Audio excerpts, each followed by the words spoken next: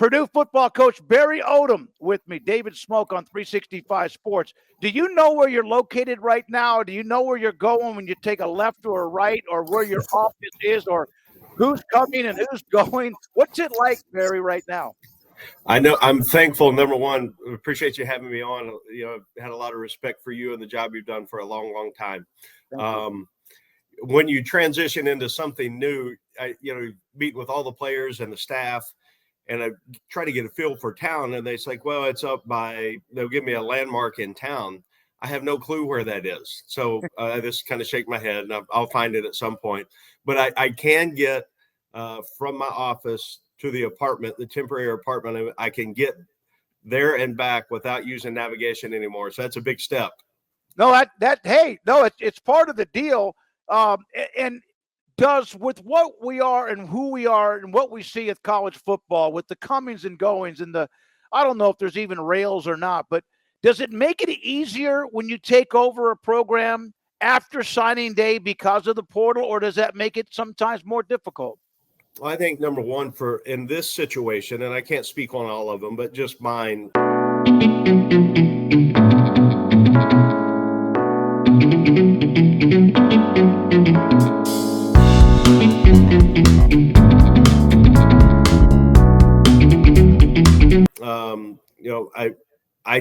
The timing's never right. You can't control that when things happen in the world of college coaching. Because we moved signing date up to the first Wednesday in December this year. Yeah, I think we really need to take a look at that. Is that healthy for football? Is that because there's so many kids that are still competing for a state championship, and then all of a sudden you've got a signing day on a Wednesday? I think there's some of those things, and I started as a high school coach, so I look at it, number one, through the lens of how that affects them. And then number two, with usually transition. So we had signing date on Wednesday, and then we competed for a conference championship on Friday night. I don't feel like we gave enough time to the high school kids that signed on that Wednesday. And then, the job changes usually happen after championship weekend. So I think it has caused a little bit more of questioning by some on, how movement happens. But also know that is the rules that they've set right now, and you better be able to adjust and adapt to them. If not, you're going to get left behind. So creatively, we'll build the right roster on what we need. I think through high school recruiting, junior college recruiting, 4-year transfers, and now with the information that was released yesterday that, any junior college student athlete, they can play 2 years at junior college, and then you're going to get them, and they got 4 more years. So, Smokey, I think we might be able to find you a year. Yeah, no, I do have eligibility. I do have eligibility from Tyler Junior College, by the way, which that area, and you've recruited Texas quite a bit. Is that like, I think the COVID years are just now starting to fade away. Are we going to get to a point where there's the Miami tight end in his 9th year, and of course Alvin Bowman finally is going to, not finally, but he's moving on after 7. Or are we going to get to a point where there are no ends of eligibility, you think? I don't know. It is certainly transitioning in that direction. And I think at some point there'll be a reset on, okay, let's look at reality. And I'm all for student athletes having an opportunity. I mean, I'm very, very in favor of all the ways that can happen. What is affected is a high school kid being able to have an opportunity, I think, is with all the different changes. We're going to be a high school recruiting team, number one. The place I came from, we signed 68 high school kids in the 3 cycles that we had a signing date. Now, we're also really aggressive in the transfer world, but the roster management piece probably takes up more time than almost anything else when you combine that with recruiting and how to build your roster every single year. I know you've hired a lot of your staff, and that's always going to be kind of a work in progress. Josh Henson, who you knew when you were at Missouri, is that correct? Is your OC? Yeah, we actually knew each other in high school. Okay. Grew up in a similar area. He played offensive line at Oklahoma State. I played linebacker at Missouri, so we competed against each other. And then, he was a high school coach. I was a high school coach starting off, very similar paths. And then he started at the college level and had such a wonderful start to his career coaching. And then we had a chance to work together there for a couple years at Missouri. So I was able to take what I knew of him as a person, saw what he did in the coaching world and the development and the recruiting.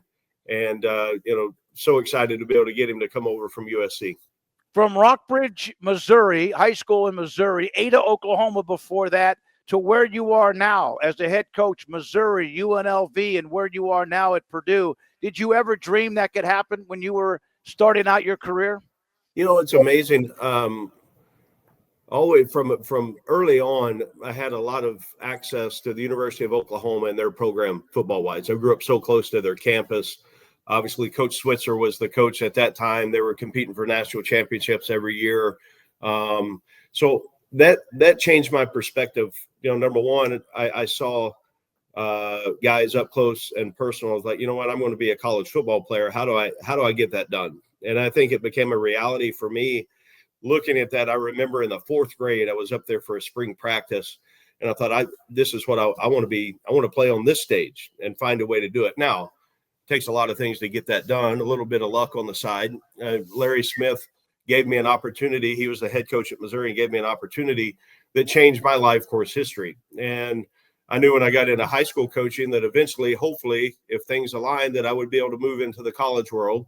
And then that happened. And I'm always been very, very fortunate, blessed. I've been around really good people, and, worked for Gary Pinkel for a long time. And he gave me a platform to grow in the business, to understand, to see firsthand organizationally the structure on what it needs to look like. And, again, going back to recruiting, it all at the end of the day is relationship based recruiting. Really, I found out a long time ago, I'm a lot better coach with really good players. And the state of Texas has always been great to me in recruiting, and that's not going to change. We can have a great pipeline from the state of Texas to here that can be impactful and have a chance to win championships. Yeah, the state championship week's going on right now. It started with the 6-man schools yesterday, and now all the way into the big boys in 6A and 5A by the end of the weekend. And you've always been very active in the state of Texas. You're only 5 or 6 hours away from Columbia. Did you recruit the same area that Purdue recruits while you were at Missouri? Is there any kind of common denominator there? Well, I think you look at, everywhere that I've been, I've always drawn a 6-hour radius around campus and say that's got to be our home. That's our base. And geographically, you look all the places that fall in line here, there's going to be a lot of direct carryover. And I think, the more that you're in the high schools over the years, and for us, it's an open door high school with all coaches, high school coaches. They want to come sit in meetings, go to practice, see how we coach, teach, operate, mentor. Then you build real trust, and that you go in the school, they know if they send a kid to you, what they're going to get. And there's great value for that. I look at in Texas this weekend, Scott Surratt at Carthage going for championship number 10. Yeah. I mean, how unbelievable that is. Scott's been a really good friend of mine. Barry Norton forever that's bounced around. Went through one of the first stops that I made years ago was down in Lufkin and Longview. Coach King, there's things that I watch his practice structure and I come back and I put in play for us because it works. And there's so many great coaches in the state of Texas that, we're excited about having a chance to get some of those guys up here on our roster. Yeah, Carthage is playing against La Vega out of Waco, and of course they're loaded up. And I'm not that far. We've covered them and saw them win a state championship a couple of times with now Don Hyde. With you being at UNLV, which whatever terms we want to use, there's been a separation to the Power Four, the G. How hard was that, and what is the thought of those schools? Dickert now is gone at Washington State. You now have left, and it's a better opportunity for you. Can you give me the perspective of being at that school or in that situation, and was it an uphill climb? Well, I look at number one, Eric Harper's their director of athletics, and he grew up in Texas in the Metroplex area. Played at K-State under Bill Snyder. He knows what football needed to be, what it's supposed to look like. So I removed that whatever that adjective is on, are we group of five, or we power four? It did not matter to me. We operated, at that time, I operated on where I'd been the last 20 years, and that was in an SEC program. So we put things in place there that looked structurally very, very similar to that. And I was not going to take a back seat to anybody. We played this year, opened up the season at Houston with a win. We went to Kansas week 3, got that win. We went to Oregon State and got that win. They won game number 11 last night. They won the bowl game against Cal. So I removed any of those. It didn't matter. We're going to go compete against the best. It's our job to build a roster and a coaching staff that anticipates and expects to be a player in the 12-team playoff. And we were one game away, honestly. Boise beat us in the championship game. So there are challenges everywhere, but I look at there's opportunities everywhere, and it's all what you make of it. I want to get into Purdue, the fan base, the loyalty, and more, but if you don't mind, you played against Ashton Jeanty. You saw him up close and personal. How great a player was he, or is he? Unfortunately, I saw him 3 times, twice this year and once last year, and walked away even more impressed after the game was over on what I thought about him going into the game. And I know, Frisco Lone Star, what a great program they've got. They've had so many players. We recruited a kid out of there years ago, Nick Bolton, that's playing now he played for us at Missouri when I was a head coach there. And, there's really good high school players that turn into great college players, and Jeanty will go down as one of the best ever. A lot of respect for him. Barry, the Purdue fan base, there's a great history and tradition. Obviously, the Big Ten now, like all the other conferences, has gotten bigger. What have you learned about the Boilermakers and about the fan base and about their passion of getting back to bowl games and also competing for championships? Yeah, it's one of the main reasons I'm here, because I believe in the people of West Lafayette and the greater Lafayette area and region of this state. I believe in the university, the alignment with the president, the athletics director, the vision on what they want this program to be. When I was at the head coach at Missouri, we played a night game here in 2018. The place was sold out. It was an amazing atmosphere. I know the history of Coach Tiller and Coach Brom with recent success. It can be done here, and it's based around the values and the characteristics and what the people in the region are. And that's the way our team's going to play, with great toughness, with great competitive spirit, and with great discipline. So I'm honored. This aligns with my beliefs on how you run a program, on what is the makeup of Purdue, and really excited about what we're going to get done in the near future. Barry, Brennan Marion, you know him. He's headed to Sacramento State. That's an opportunity for him. Wouldn't mind telling me about what he meant to you and what he might do and what he can do. Yeah, one of the great football minds in the game, did a tremendous job for us on really the last 2 years, taking the playmakers we had, working to build a game plan every week that put them in position to play fast and play explosive. And, he saw the big picture on what that needed to look like. We recruited at a high level, and then along with his offensive staff, did a great job on piecing together what it looked like to run the football. And sometimes it didn't look like traditional runs, but there were elements to what we did on offense built into the triple option, and how that puts stress on a defense if you're not in a position to play option football and responsibilities. So, great respect for the job they did has done there. And I know he'll have really good success moving forward. I may have asked you this before, and I know you got a lot to get done, so we appreciate you so much for your time, and good luck, and let me know if I can help you with anything. How did your passion and how fierce you were and violent as a football player translate into coaching? And was that hard when you were so good at it, although you worked hard to get that way, when maybe players initially don't get it?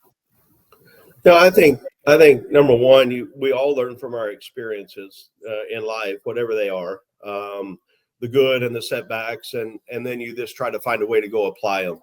I think for us, in our program, we've set a standard and expectation on what our habits need to look like every single day. It's a 12-month really plan of what that looks like.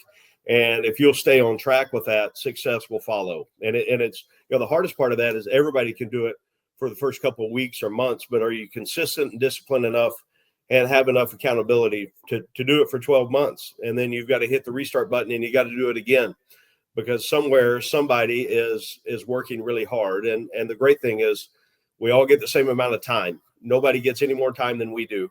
How are we going to use that time? And structurally, the foundation, when you buy in, we know it's a results driven business. Your habits will be exposed on game day, and it doesn't matter your habits in January. They're going to show up for us on August 30th when we kick this thing off. So there's a race against time. There's an understanding on what we need to get done. We don't have time to waste, but Right. We got plenty of time to get it done if we'll go to work. Last thing, I just sent a text to Scott Surratt telling him I was recording an interview with you and that you brought him up and going for that 10th state title. He goes, Barry Odom is great. I love that guy. He is a great ball coach. There were years ago that I wanted to go to work for Surratt. I said, let me mow the field. It was a turf field, by the way. Let me mow the field, call the defense, and we'll call it good. And he's impressive, as are a number of guys in that state in the way that they coach and teach and run an organization. Did you ever recruit Tyler Lee? Oh, yeah, every year. I don't know if you know this or not. Mike Owens passed away last week, and I was at his funeral Monday. Barry Norton was there, among a bunch of other coaches. I didn't know if you knew that. I wanted to pass it along to you. What a great coach he was, too. Wonderful coach. And think about the thousands and thousands of lives that he changed for the better. And, I think he took the approach of mentoring young men through the game of football. And we're very, very fortunate, that I had interactions with Coach, and many prayers for his family. Barry, thank you very much, man. Good luck with what you're doing in Lafayette with Purdue, the Boilermakers, and hope to see you soon. Have a great week. Thanks, buddy. Take care. Have a great week. Barry Odom, head football coach at Purdue on 365 Sports.